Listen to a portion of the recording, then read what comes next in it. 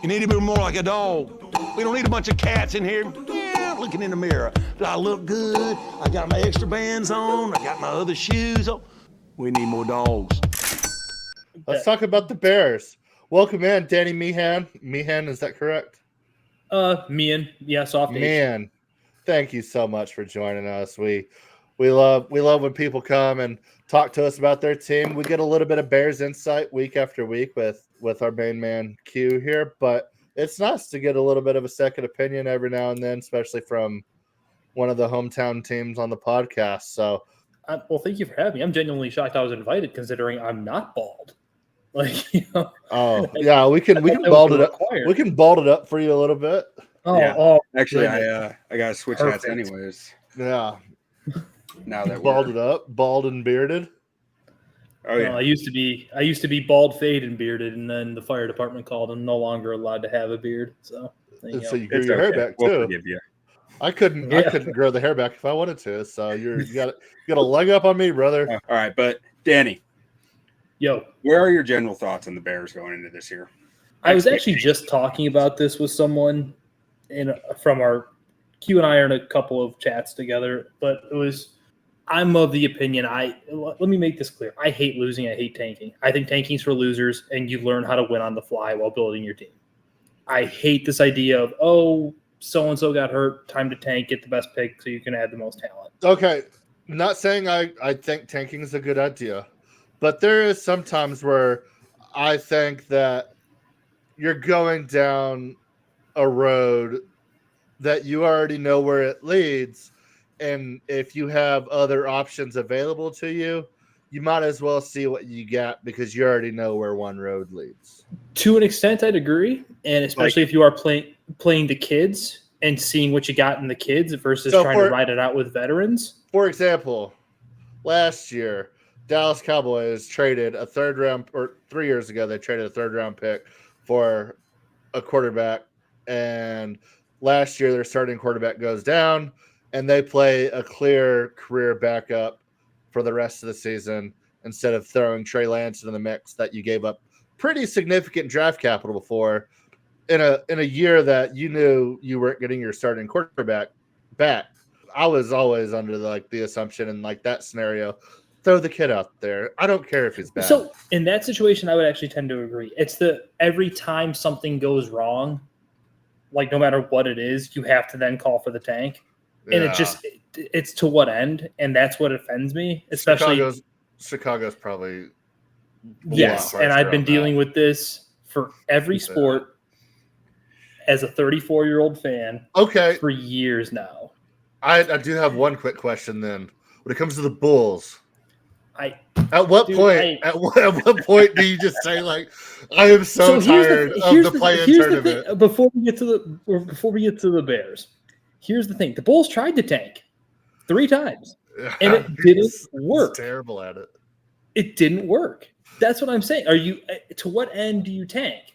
I get it. Get rid of everybody. Throw me out there at point guard. I guarantee you we won't win. I guarantee you. Jesus, this is not what I wanted to talk about, especially with the news that AK and Mark Eversley just got extended tonight. Yeah, this is just not what I need. Sorry. I don't want to do this now. I go on a rabbit chase every now and then. I apologize. No need to apologize. This is my fault for being born this way. Yeah. Why are we the way that we are? But so we are firmly past tanking territory, I think. And I think that question comes into play more when you have, when you have a Dak Prescott or a Tony Romo at quarterback, who he's going to be back next year and be okay, versus when you have a Justin Fields or a Caleb Williams who are hoping to become something and they're not there yet, where they need to learn how to win in the NFL. Mm-hmm. Correct. But what I was getting at before we got derailed there, which is a typical of me on a podcast derailing things within 5 minutes of being on, no more excuses. You got the golden goose coaching prospect. You've got the guy, the golden arm quarterback prospect that everybody and their mother wanted. You got the prince who was crowned, as it were, fixed the offensive line. You've got one of the best defensive play callers by the metrics consistently year in and year out in Dennis Allen. Win. No more excuses. I don't care if Caleb gets hurt. I don't care what it is. You win football games now. Hell yeah, brother. There's no more excuses. I'm so tired of it because I already started hearing some of them or seeing some of them on like the Bears Twitter verse of, oh, they've got Minnesota week 1. Who be the best, you got to be the best. You got to beat the best. JJ McCarthy's trash. And then you got the other side of the spectrum of people like, oh, well, look what Ben Johnson's offenses did to him the last couple of years. Ben Johnson was calling plays for years 2 and 3. This is year 1. Like, let's relax on that a little bit. Like, yes, you can still win the game without embarrassing Brian Flores' defense. Like, the two things can't coexist. Yeah, absolutely. So we'll start out with the offensive side of the ball because that's the sexy part of this game. And obviously you bring in, the big hitter right now is the OC hire. DeAndre Swift coming back. I don't know what Bears fans think about it. As an outsider, it kind of felt like there was a good chance DeAndre Swift was going to be out of there. It seemed like Ben Johnson didn't really want him in Detroit. He ends up in Chicago. Ben Johnson ends up in Chicago. I really thought, and a lot of people thought they would go draft a running back, go trade for a running back, maybe find another home for DeAndre Swift. We know how much Ben Johnson loves the running game. So starting out, what are our thoughts on this Chicago running game right now? I've actually talked with Q at length about this a couple times. I don't think the starting running back's on the roster still. Okay. So who do you think that is via trade? I have a couple. J.K. Dobbins just signed. I don't know who else would still be out there. I think it'll be via trade because Ryan Poles is historically pretty itchy going into training camp or midway through where he'll pull the trigger on like a mid-round pick for somebody. I have two. McCaffrey? No, nothing that heavy. I would think everyone's favorite boomer bust running back and Kenneth Walker is in play because I don't think that's his job in Seattle anymore. I'd go get the other guy in Seattle. I don't think they're going to. Oh, okay. I don't think they're giving you Charbonnet. The other one that I mental gymnastics my way through because I just loved him coming out of Notre Dame this last draft or 2 drafts ago. Estime. And I think he's just been pushed down the depth chart where maybe you just throw like a late round pick at him for whatever reason. They let Pookie walk out the door with no questions asked, and then they go out and sign J.K. Dobbins. I would look into Estime. I liked Estime a lot. And they drafted R.J. Harvey in the 3rd round. And that's what I'm saying. Yeah. So I can gymnastics my way, and their offensive coordinator was in Denver. I can get my way through there. I got one for you. Breece Hall. I'm conflicted because I love Breece Hall. I just don't know what his cost is. Iowa State. Ooh, why? What did Matt Campbell do to you? Show me on this anatomically correct Lego where Matt Campbell hurt you. Oh, I just went to Texas Tech, as did Q. Yep. Now it makes sense. Yeah. But, so, Danny, I have a theory about the Bears running back situation. And this will kind of go out the door if they make a trade for any of those guys. Mm-hmm. But right now, as it sits, I'm thinking, and part of this is, big brain, I've been hurt before, I'm going to get hurt again, of maybe Ben Johnson doesn't love the run game quite as much as it seemed under Dan Campbell, and maybe he sees this golden arm quarterback, as he put it, and all these weapons that he had access to between, adding Luther Burden and adding Colston Loveland to the offense. Maybe it'll Luther Burden, pass-heavy offense than we expect. Offensive Rookie of the Year, Luther Burden. Theoretically, that should be the case because if Caleb Williams doesn't end up better than Jared Goff, I think something has gone terribly awry. I think just getting to the Jared Goff level would be fine we're talking about the Chicago Bears quarterback. I think you're a Chicago Bears fan. If you had Jared Goff, he would be the greatest thing to ever happen to your franchise. Right. I'm not putting up with this. using the Jared Goff offense with Caleb Williams feels like parking a Ferrari in a hobo shack. Like he's too talented to run that off to be used that way. Chicago doesn't even deserve the hobo shack. They don't. You're right, and that's why I'll be honest with you. I think there's a level of coping they're going on that you're looking at how bad the running back room is, and it's just like you're trying to justify why it looks the way it does. Okay. Like I said, it might be that I've been hurt and I expect to be hurt again. Yeah. Like it's good. Well, hey, look, Bears Twitter told me Kyle Monangai is faster than all his tape and his athletic testing told me. And I'm like the Kyle Monangai guy. Like that was my dude coming out of Rutgers. In April, you were like, I love Monangai. Like, sure. He's the next Red Rice. Oh my God, go away. Just ugh. I thought we were talking Rutgers running backs. How deep can you go? Who is the slow white guy that the Scarlet Knights put in? Brian Leonard? Yeah. There we go. How deep can we go on Rutgers running backs? Just I'm out. I'm out too. But Danny, I think we kind of skimmed over the Caleb Williams conversation here, though. How do you feel about Caleb's rookie year? Impressive given some of the issues that were clearly present in the building. Underwhelming in other capacities of the shit that I was sorry, am I allowed to swear on your show? I don't know. Shit that I was very, very terrified would rear its ugly head, like the trying to be a hero when you don't need to be a hero, and taking too many sacks and holding the ball and patting the ball and trying to just do stuff like Caleb go make a play kind of thing. Mm-hmm. That was there. He took a lot of sacks, guys. And I know that number came out if he had something like 2/3 of the pressures that he took, whatever, were just free running pressures, something like that. It doesn't excuse the fact that the ball has to get out. Yeah. I mean, some of those free runs are on him. It's not as simple as you always block every guy. Sometimes that guy is on the quarterback to know I need to get this out before he gets to me. Right. There's a reason why HOTS and audibles and kills all exist. Yeah. Yeah, I think Caleb. So I think he was good overall. I think he was lackluster in places that I feared he would be lackluster in, and that makes his rookie year feel a lot worse to me than it probably should. Yeah, I think Chicago is pretty silly. I mean, last year with Cliff Kingsbury. Just last year? Just last year. Specifically last year with Cliff Kingsbury sitting there, obviously wanting to go try his hand at the NFL again and just letting him. Oh, yeah, because he did so well in Texas Tech, right? When it comes to quarterback development, yes. And he's sitting there wanting to come back to the NFL, and you just let him go coach the number 2 overall pick.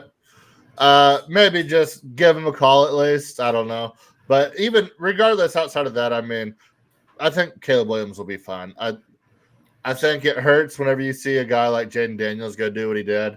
I was not surprised by that at all. I said it on the podcast last year. Wouldn't be shocked whatsoever if Caleb Williams has the better career and Jaden Daniels has the better rookie year. I think Jaden Daniels transferred immediately better for a 1-year type of guy. Like RG3 is kind of what I compared it to. I think Caleb Williams can absolutely still be the future, and I wouldn't be discouraged at all if I'm a Bears fan.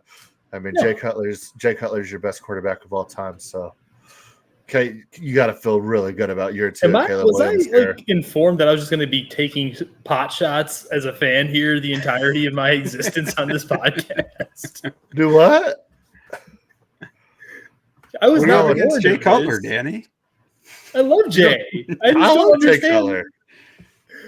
I love Jay Cutler. He's a top 75 quarterback of all time. Ooh. That's a number. That is, in fact, a number. Name me 74 quarterbacks better than him. Light him up. Right. But no, if I'm a Bears fan, I'm more worried about Odunze than I am about Caleb Williams. So Rome's biggest issue, and I think I've actually talked about this with Q off to the side, I worry that he's dumb. Mm-hmm. And I've had the same thought. it's not like a physical talent thing. It's not Tavon Austin ability to play football thing. I watch him and I feel like he doesn't know what the hell is happening half the time. Tavon Austin. Which there is part of that last year where I go back to, well, did anyone know what was happening half the time on that offense? He caught a ball out of like very clearly 3 yards out of bounds. I still come back to thinking like, there's something in the processing that isn't clicking for him. Something's not firing upstairs. I think you can still be really good despite that. Sure. But like, I do have that question as well. Antonio Brown. Oh, that was CTE caused by Montez Perfect. Yeah.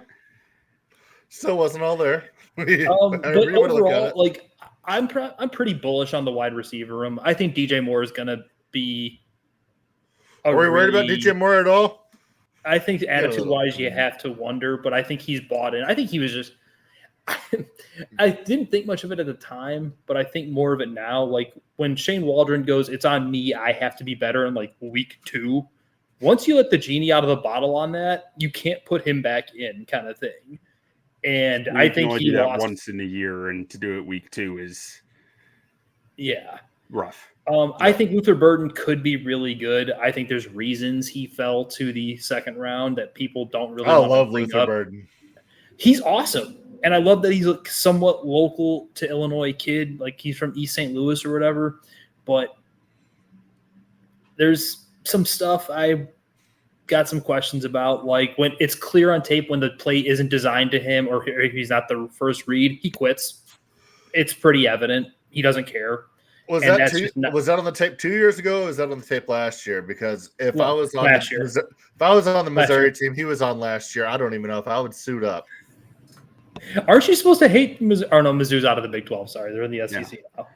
You gotta. Oh no, I don't hate all Big 12 teams. I'm very particular in my hate. And I'm curious how you guys feel about this. I'm a big Olamide Zacchaeus fan. I think he can play. I think he's a really good player. Like I think he's diminutive, but I like him. You gotta get him the ball. Yeah, and some part of where does he find touches in this offense? I don't even know where Luther Burden finds touches in this offense if DJ Moore's firing, if I'm being honest. That's like, I mean, they're going to find a way. I just don't understand it yet. Especially because Colston Loveland has to get the ball too. Right. Does he? Yes. Yeah, you drafted him at 10. You got to. Yeah. And for some reason, I know he sucks at football, but the back of my brain remembers Miles Boykin being an absolute combine star. And it's just like, I can theoretically see him. Absolute flyer, eh? Yeah, big, strong, fast, freakish. You know, does it all except he does it all except the whole playing football good thing. Yeah. I mean, I'm with you on Zacchaeus. I think Zacchaeus is going to have a gadget role in this offense because Ben Johnson loves his gadget moments. And I almost wonder if Devin Duvernay is going to have some moments in screens. That's what I was about to say. Are we not excited about Duvernay? Do we? Okay, kind of just touch on the quarterback thing because it's staring at me. Case Keenum is your second string quarterback, right? Yeah. They're not playing Tyson Bagent at second string. This was directly from the ESPN chart. Like, so I just took it exactly as they had it, but I imagine Keenum is second. Where did Case Keenum go to high school? I know he went to the Cougars college program. Yeah, you got to be from West Texas. It's Abilene Wiley. Sure, buddy. Yeah. Whatever you say. It's like 30 minutes for me growing up. So, Case Keenum, West Texas legend. Hey, by golly, he is. We are is. We are proud of our Case Keenum, brother. But dude, I'm from Chicagoland. I don't have many high school football legends to write home about. Hey, Ryan Tannehill. I get Ryan Tannehill, West Texas. We still talk about Mike Allstott in Chicago. What are we doing here? Hey, that's a Hall of Famer right there, brother. I still talk about Mike Allstott, and I was just a white guy growing up in the 90s. So you're no longer a white guy? You just were at that point in time? Yeah, growing up in the 90s. Now I'm an adult in the 2000s that's still white. that still loves Mike Allstott. All right. What is this show? Daddy. Yes. Is Colston Loveland going to get more snaps than Cole Kmet? He should. I think so too. I'm a Cole Kmet hater though, as it were. I maintain the best lover Cole Kmet has is the turf. He just always ends up on the ground. Why do you end up on the floor? He's got that TJ Hawkinson trait though, where it's like he's good enough as a blocker, he's good enough in routes that he can always be a threat in play action. Okay, so let's put it on a scale of 1 to 10, Q. Hawkinson's like a 7 out of 10 at everything. No. According to Q, Hawkinson's the worst tight end in the league. No, I just said in our Viking segment, he's good enough at everything, but I don't think he's actually really good at anything. I think that's the problem. Like, if he's a 7 out of 10 on everything, which is like a C, 70%, right? Cole's like a 5.5 at everything. See, I see it a little different. I think Kmet is really, really similar to Hawkinson, but he falls down a lot. That is the difference. So you gotta keep your feet as a football player, though. You do. I'm pretty You're sure right. I agree. He's like, always on the turf. Why are you always on the turf? I'm pretty sure like the first thing you learn in Pee Wee football is like keep your feet. Yeah. Don't lose your feet. Played too much baseball. Just drilled into you from like 3 years old. Don't lose your feet. Just why are you always on the floor? Yeah. But let's go into the O-line. What would you rate? Is Braxton Jones going to be starting like confidence 0 out of 10? 1. You think it's that strong that it's Ozzie? I don't think they want to pay Braxton, and I don't think Braxton's healthy, and they spent a pretty high premium pick on Trapillo. Yeah, I tend to think they spent that pick on Trapillo because they don't believe Braxton will be healthy. That's my personal and I have very because I was sitting there banging the table for a guard. I was like, take Tate Ratledge. She's right there. He's staring you in the face. Like, I liked Ozzie, but I was not expecting a tackle. I was maybe expecting a guy who could play tackle or guard, but I was not expecting a tackle. And so when they made that pick, it's kind of like, well, I guess Braxton's he must still be hurt. Like, it must be a real issue. And I think Karan Amagaji is probably awful. Yeah, that's the read I'm getting, which sucks. Because he's got tons of physical talent, but like there's a lot that needs to be learned there. People like him. Yeah, so that's the other thing Q well knows. I'm a big planet theory person. If I believe they don't make people like you, I'm more inclined to swing on you because I don't, I can fix things. I can't make you more special as a human being. Like, you're a fixer-upper. Amagaji is a freak of nature. He's just bad at football. The only thing that I could think that might be happening that might not just say he's awful is if Dan Rauscher came into the Bears, looked at his tape and said, we got to scrap all this. We need to start from ground, like step one and rebuild this kid from the start. And that takes 2 years plus, What's your guys' read on this Jonah Jackson weird ass extension? I mean, they traded for him, and I don't know. It was they had to extended him, honestly. But like, hey, Ben Johnson believes in him, and I'm at the point where it's just like if Ben Johnson is saying do it. I mean, you can cut him after next year and save all the money and just make Bill Murray your starter. So I mean, if Bill Murray is the savior. Yeah, I love me some Bill Murray. I love me some Bill Murray tape. I know you do. Carolina Panthers last year. Oh man, he was just mollywopping, dude. What was it? A whole 40 snaps he played last year. It's the worst D-line in football, but man, was it fun. Yeah, no, I really enjoyed him in Space Jam. So don't play defense. Yeah, you don't have to. You have arrived. So Ben Johnson's calling plays, right? Yep. Is that established?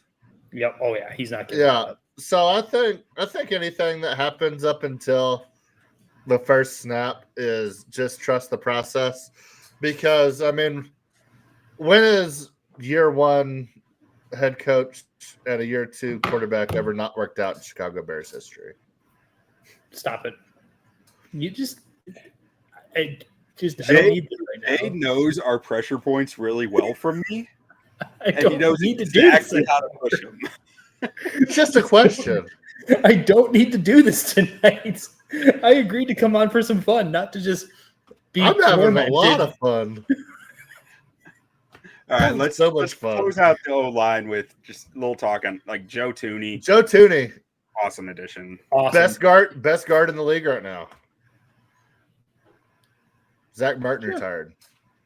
Yeah, I mean, I think he was an interesting add to me just because he's so much better of a pass protector than a run blocker, but like he's good at run blocking still. It's just he's really good at everything.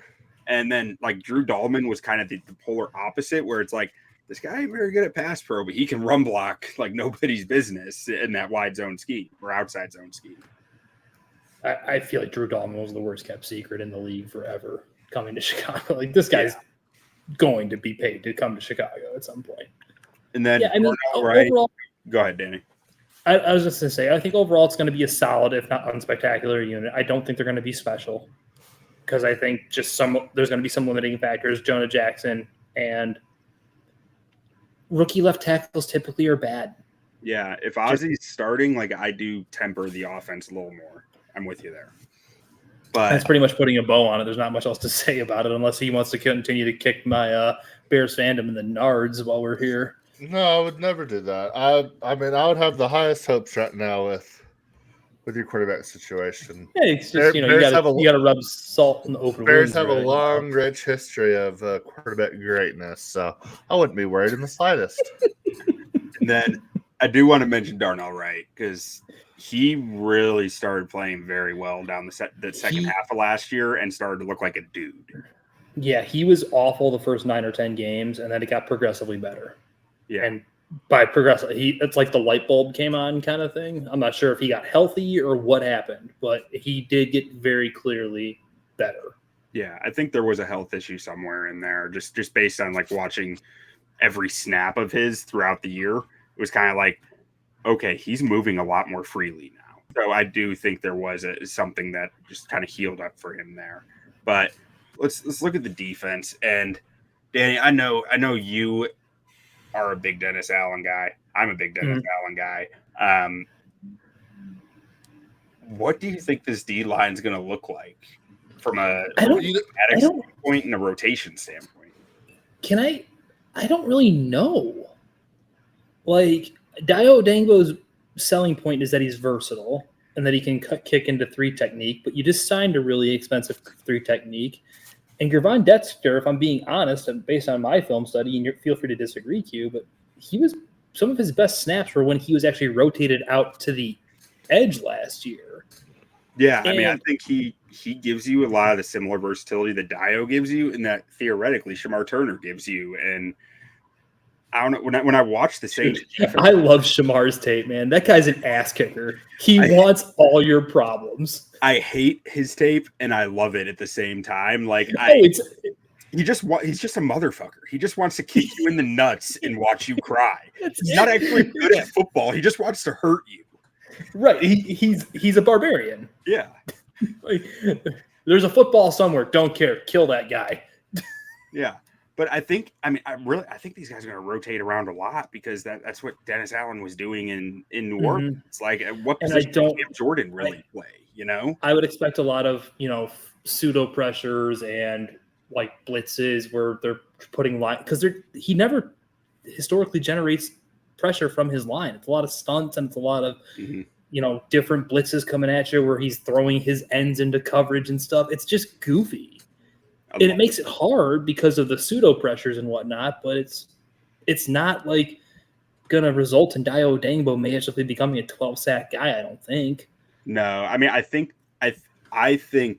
Dennis Allen's going to pick one of these guys to say, you are my Cam Jordan, you are my ass kicker out here, who is like between Dayo, Dexter, and Turner, who is going to get the onus of the sacks. But like, because he, like you said, he believes he can scheme pressure.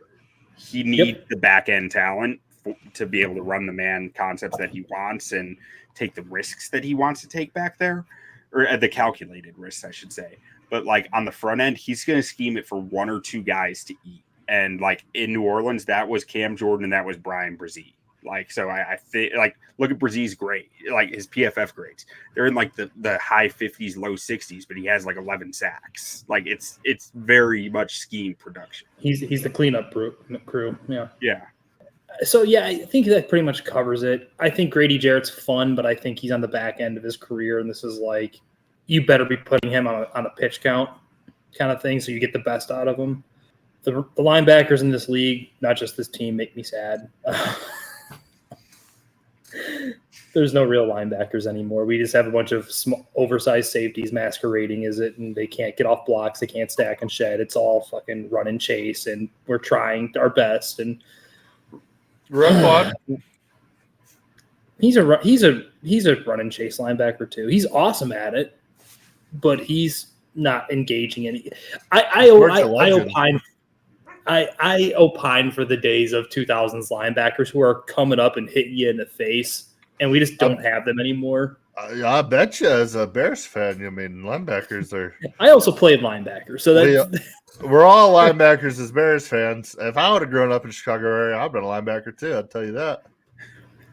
Ruben Hippolyte sucks at football. I don't need him on my team. I don't know why he's here. Just get him out of here. I mean, he's basically just like a designated blitzer or just drop quickly. Like, I actively remember Q messaging me, have you watched Ruben Hippolyte? Because I focus so much on linebackers and running backs this draft, and I go, I have no idea who Ruben Hippolyte is. Beast. Day one starter. Yeah, I mean, I don't think he knows what's happening in the happening. linebacker room with Edwards and Edmonds, but like I don't know how much you're getting. Like Edmonds offends my sensibilities. Edmonds should be so much better at football than do you want to know something fun? I'm pretty sure you can find a tweet on my X.com, the Everything app. It's all happening on X. About 4 or 5 years ago, where I said Nashawn Rapp was going to be a Hall of Famer. So you got that going for you. Ooh. We do got that going for us. Look at that. Look at what we got, guys. He's still coming into his own. I mean, he's like, I mean, he's a couple of weeks away from breaking I thought out. Noah Sewell was a steal when the Bears got him a couple years ago. I was like, this guy's fun, but I also thought his way to being really good was just make him like Roosevelt Colvin. Just let him pin his ears back as a strong side backer and blitz. Yeah, but they haven't done that. I honestly, so when I was watching Dennis Allen's defense, like I think he makes the game really simple for his linebackers. He asks a lot of his D line on stunts, run stunts, pass stunts. He asks a lot of his secondary to be able to man up, be able to hold up long enough for the stunts to get home.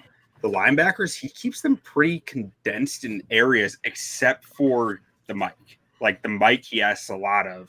But the other linebackers out there, like we saw Pete Werner on the field, it was like he had very distinct roles that were kind of sectioned off. Pete Werner is set on fire when he plays football. He does not have regard for his body. It is awesome.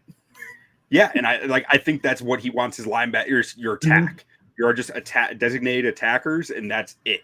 Except for DeMario Davis in New Orleans, he had dropping deep a lot into that deep middle. Yeah. But and it's unshocking to me, just based on what you said there, Q, that he flipped his two best linebackers from the smart guy who played weak side backer under Flus and moved him to the Mike, and then put the dummy who doesn't know what's happening in front of him to weak side backer, and probably just going to say make him a missile, even though the guy is, what's my scouting term? Oh, he's contact adverse. It's a nice way of saying he doesn't want to hit you. So let me ask you this, Danny. I'm not counting on this, to be clear. And I'm not expecting it. But Tremaine Edmonds in the NFL has never been coached by a screw you, do it coach like Dennis Allen. I'm curious how he handles that. 1 and 2. I think McDermott was. I think that's exactly how McDermott. I was gonna say, you don't think McDermott's that way, Q? I think McDermott is very. I don't know. I mean, he doesn't come across as an attacking individual to me like Dennis Allen. No, Dennis Allen very much is. I don't care how you feel. Just go do what I say. Yeah. The hijackers of 9/11 were pretty good team.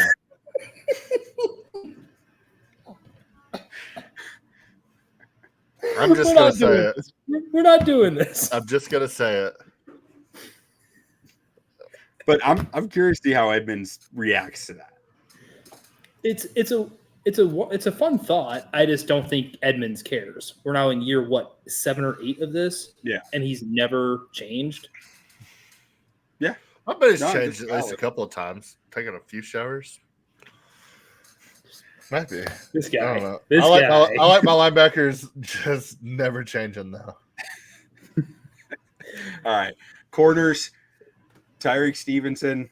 Obviously, the big conversation with the Bears cornerback room after the Fail Mary moment. And how do you think he bounces back from that this year? I actually think the style of corner that he wants to play with in Dennis Allen, I think Tyreek Stevenson is like glove on hand.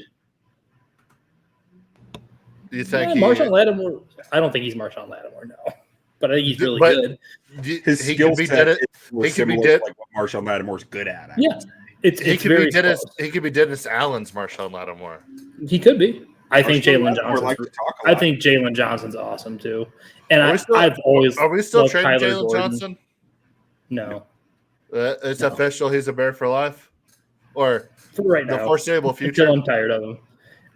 I also Kyler's been my guy since he came out of Washington. Like when everyone else was like Trent McDuffie rules, I'm like, I like his teammate better. I know he's a nickel only, but he plays a version of football that I just find very aesthetically pleasing.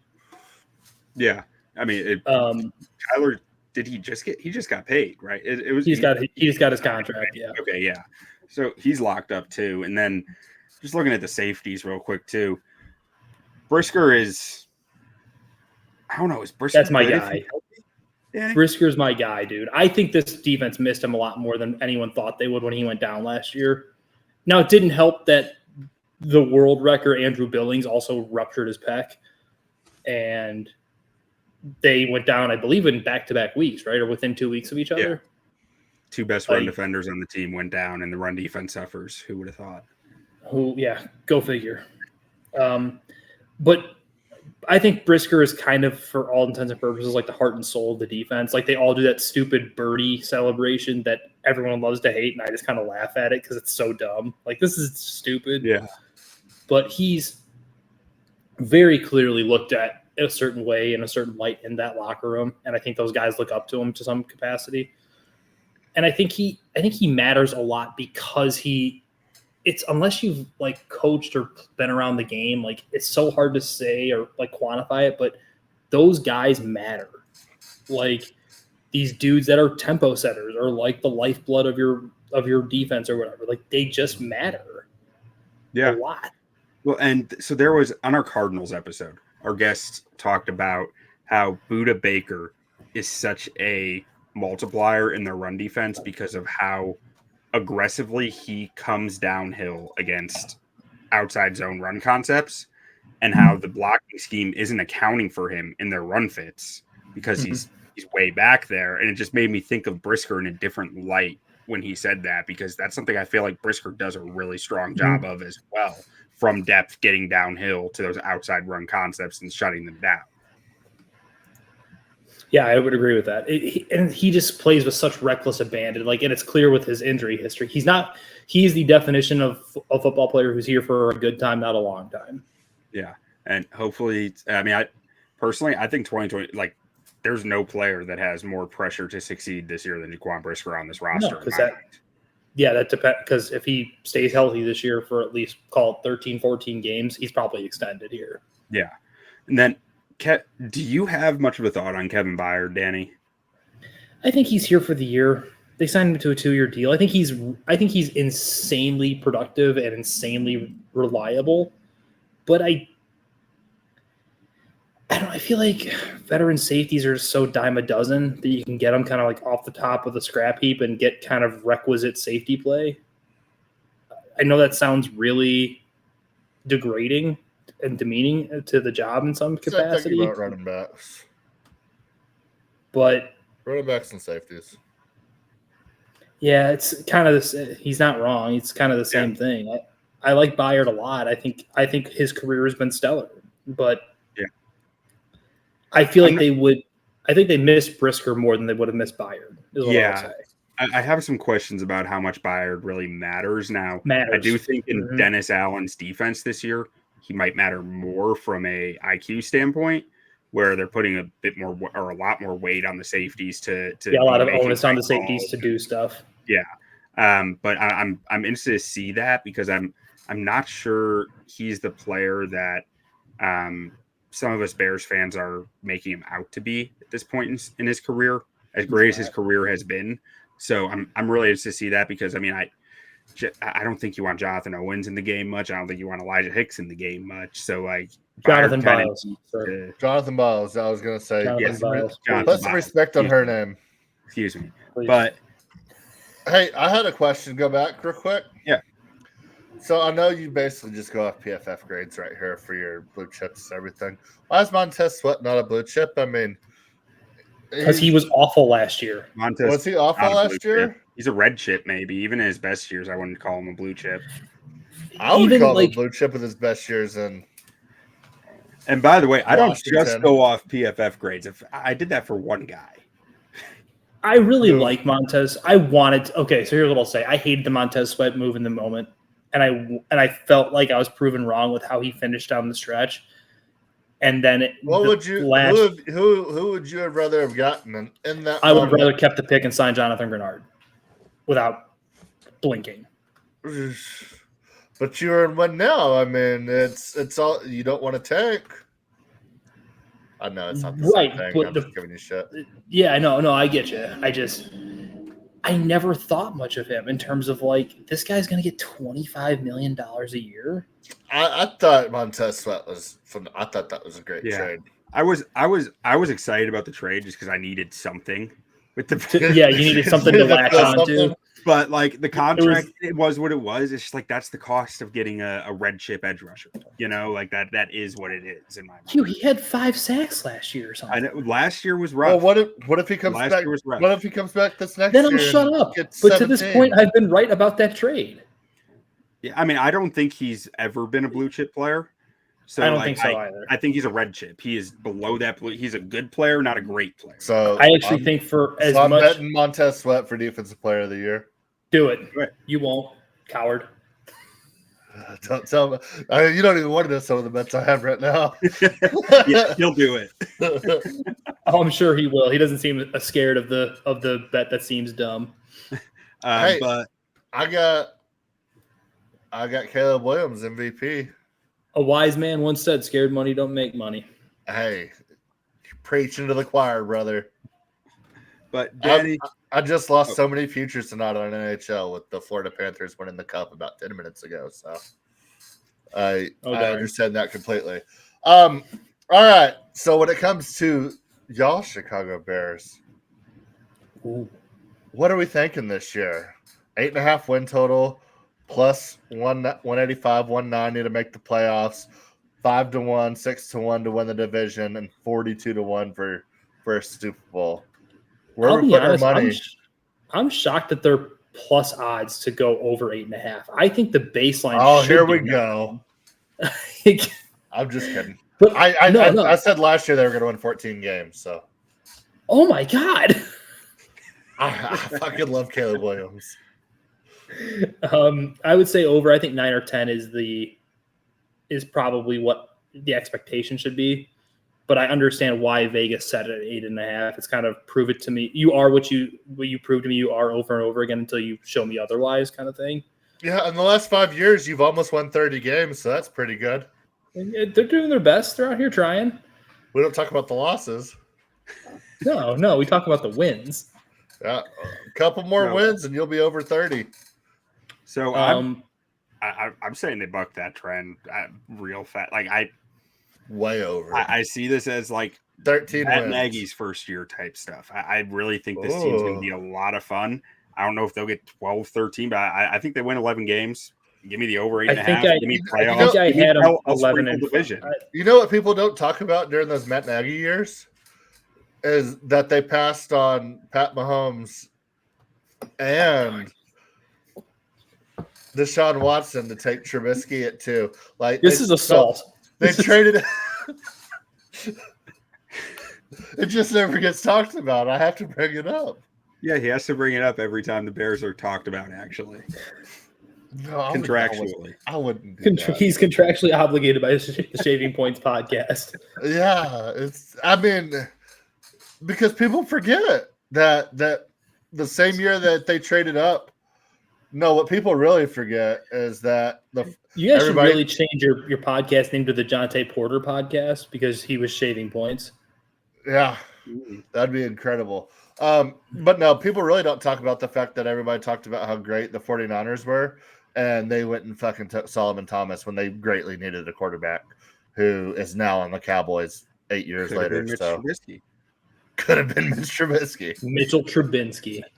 He would have had a better career in San Francisco than Solomon Thomas did. And everybody likes to talk about John Lynch and the 49ers being these geniuses.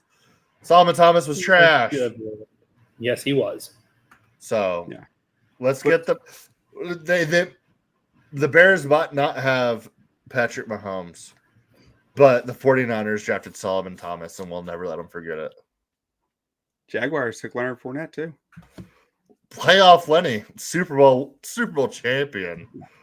But I mean, I just think this team is going to be really freaking good. I don't think they're going to win. I'm hammering the over. I think they're way too inexperienced to win playoff games when it comes to that. But Caleb Williams MVP. I think this is going to be a fun year, and last year I was more skeptical of it. I think I had them at like 9 wins, but which was, you have to be optimistic this time of year. You need to get through somehow. But Caleb Williams 28-1 to win MVP. That's free money. Basically, I look at it as like Matt Nagy came in year 28-1. No one knew what his offense was going to be per se, and he was able to generate wins off that alone. Year 2, it came crumbling back down because of that, but because he couldn't adjust. I think Ben Johnson can have a similar effect where no one knows what this offense is going to be. It's hard to scout it. I can see that point of view. Yeah. Just as long as he remembers he was brought here to run the I formation because it might help you win the football game. And also, Ben Johnson has to remember this isn't the Detroit Lions offensive line, and you ain't getting Jared Goff back there slinging the rock. So, oh good Lord! I would not sprinkle on the division. Playoffs, I might. Division, no way. I can't. At plus 550. 6-1. I mean. I'll throw 5 units down on it. Nothing crazy. I don't think I could do. I feel like I'd just be giving my money away. I love that. I've done more. I've made worse bets. So have I. Shout out to Mitch Trubisky MVP. Oh yeah, I had that. I had Patrick Mahomes MVP 128-1. You did? I saw it. Good for you, buddy. That's strong work. Strong work. Yeah. Jay was the most confident man on earth in Patrick Mahomes. Oh, yeah. Texas Tech fandom rides hard. You didn't like him? I liked him. Not for the Bears. I said no. I was terrified that the Bears would destroy my favorite college's best player of all time, and that I would be forever conflicted by it. That's what I was scared of. Yeah. Well, that'll do it. It was. Thanks for having me, guys. We need to talk about the Packers real quick. Green Bay Packers. I'm going to just say they're going to go 2-15. Jordan Love throws 46 interceptions. Matt LaFleur gets fired and gets hired by the Dallas Cowboys. Then everything is right in the world. Brian Schottenheimer one and done, baby. Oh, if Brian Schottenheimer's one and done, I'm back to being a Cowboys fan in a heartbeat. All right, that's talking Green Bay Packers. That's talking Green Bay. Fuck the Packers. All right, guys. I got a jet, all right? All right. Thank you so much for joining us. Thanks for having me, guys. Talk to you.